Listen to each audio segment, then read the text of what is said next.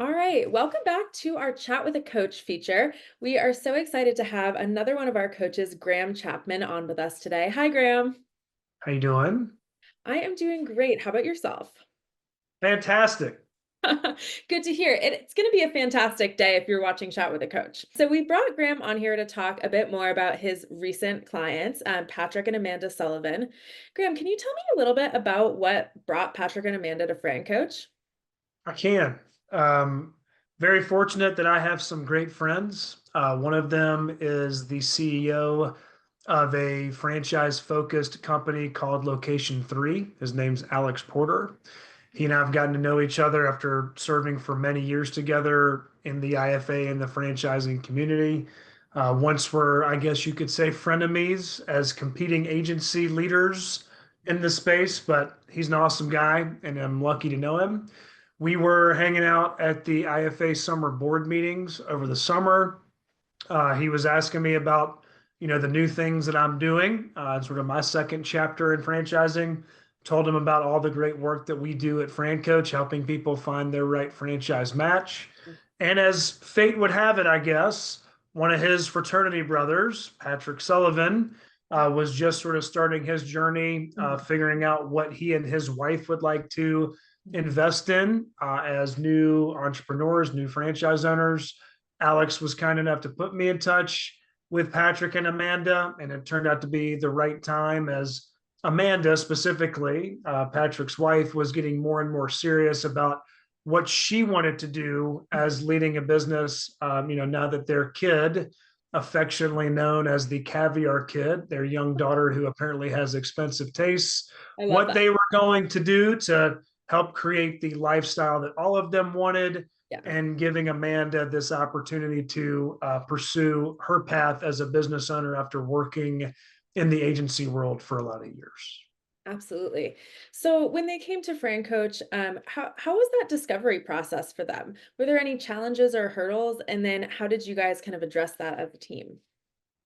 Of course, there are always challenges, or I guess you could even say opportunities. Really, it's most people come into this process think they want a specific type of business or feel like their career in a certain industry is just a perfect, I guess, transfer over to a Right. specific type of business. And that's seldom the case, actually, that your owner's role or what your day in the life is or what your strengths are can apply to a business or industry that you have never considered. That was Totally. certainly the case for the Sullivans. Amanda has a background in healthcare and beauty, where they were considering other models as well. Senior care was their, fourth Right. of the options that I had ended up presenting to them based on their needs, their lifestyle expectations, their skills. But as we got further along the process, figured out what the day-to-day activities would be, the type of impact they could have in their community with a senior helper. So, not trying to bury the lead, but they did end up becoming the newest franchisees with Senior Helpers, a wonderful partner of ours at FranCoach. When they got more into what they could do, the type of impact they would have, what their day to day life would be, it turned out to be the right choice for them. I think that that is such a common experience. It's so funny. If anybody watching this video has watched our other Chat with the Coach videos, you'll notice that Katie and I just had such a similar conversation about how the franchise that people might rank, fourth out of four, last at the Yeah. beginning is so often the one that they end up with. Graham, why do you think that is? Why is that such a common occurrence? Well, I mean, I feel like when you're first thinking about what type of business to own, there might be some, I don't know, shiny object syndrome, or you knew someone else who owned a restaurant or owned a fitness center, or you work in sports and you want to stay there. All too often, though, when you get further into the process and you figure out what life is like, just one of the examples that always stood out to me was someone who likes to golf or play sports wants to open a sporting goods store, and instead of getting out there and playing golf on Saturday, you're working at the sporting goods store, Right. making sure that you're hitting sales quotas and things like that. So often, sort of your passion or your hobby, you might think that is the ideal way to get into business for yourself. However, it's typically is stepping back a touch from that sort of initial perception and seeing how can I use this business to fuel more freedom in my life, a better lifestyle for me, obviously financial upside, and still give me more time to do those things that I enjoy doing away from what I do as a business owner or in my day job.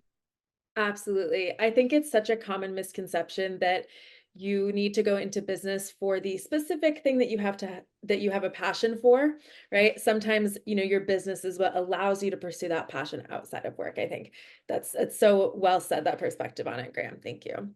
And No then the doubt. last thing I wanted to ask you about these two clients before we wrap up our chat with a coach, what was the moment when Patrick and Amanda felt like they knew that Senior Helpers was the right business for them? That's a great question.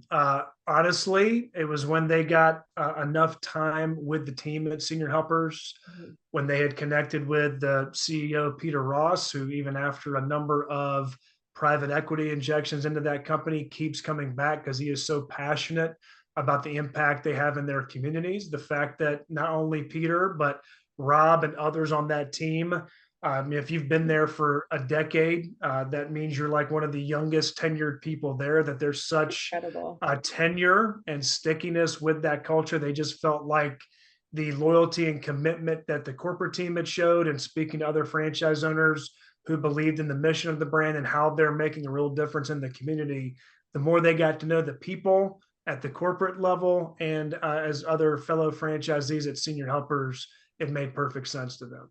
Absolutely. Thanks, Graham. I think that's such a common experience, that the meet the team component, or when you get to really spend time with the franchisor's team, it kind of solidifies that you're in the right room. Yeah. That's it. Yeah. Awesome. Well, we are going to talk a little bit more about Senior Helpers in our next video. We're going to have Graham back on our channel for our Franchise Friday segment. But in the meantime, don't forget to head over to the FranCoach website at www.francoach.net. We will see you there, and we will also see you back on this channel for Franchise Fridays. Thanks, Graham.